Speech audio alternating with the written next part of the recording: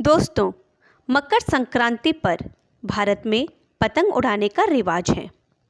कहीं कहीं सामूहिक पतंग उत्सव आयोजित किए जाते हैं तो कहीं लोग अपने ही घरों की छतों पर ही पतंग उड़ाना पसंद करते हैं। आसमान रंग बिरंगी खूबसूरत पतंगों से भर जाता है। भारत में प्रत्येक वर्ष अंतर्राष्ट्रीय पतंग उत्सव भी मनाया जाता है, लेकिन क्या आप जानते हैं कि पहली बार पतंग आई कहाँ से? तो जानने के लिए बने रहिए हमारे चैनल शाहरुख के लॉजिक में। दोस्तों, वैसे तो पतंगों की उत्पत्ति या इतिहास के बारे में अधिक लिखित जानकारी नहीं है। माना जाता है पतंग उड़ाने के सबसे पहले लिखे गए लेख चीनी हान राजवंश के सेनापति हान हसीन से संबंधित थे। हालांकि इसके आविष्कार को लेकर अलग अलग मान्यताएं हैं। ये भी कहते हैं कि सबसे पहले इसका आविष्कार चीन में किया गया था और पूर्वी चीन के प्रांत सांडोंग को पतंग का घर भी कहा जाता है।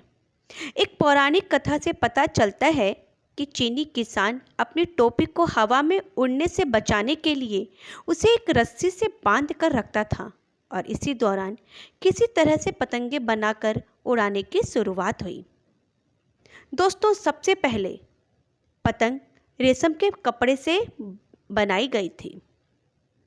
एक और मान्यता के अनुसार 5वीं सदी ईसा पूर्व में चीनी दार्शनिक मोझी और लूबान ने इसका आविष्कार किया था।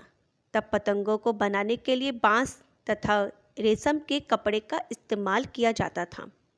प्राचीन और मध्य युगीन चीनी स्रोतों में वर्णित है कि पतंगों को दूरी मापने, हवा का परीक्षण, सिग्नल भेजने और सैन्य अभियानों में संदेश भेजने के लिए इस्तेमाल किया जाता था।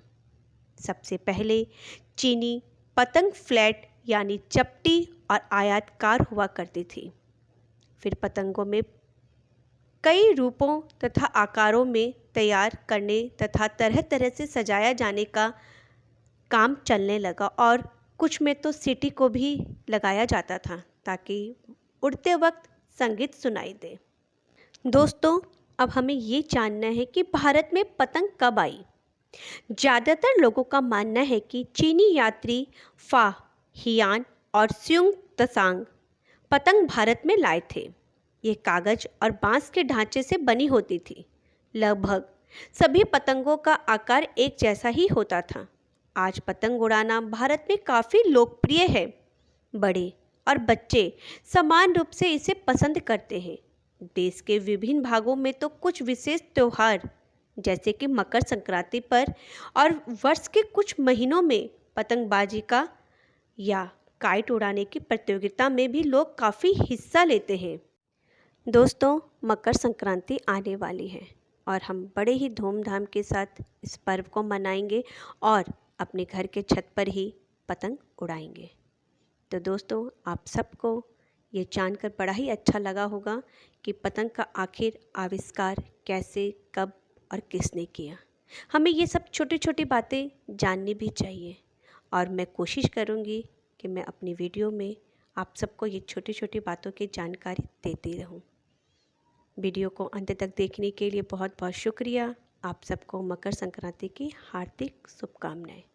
पतंग उड़ाएं, खुश रहें, स्वस्थ रहें।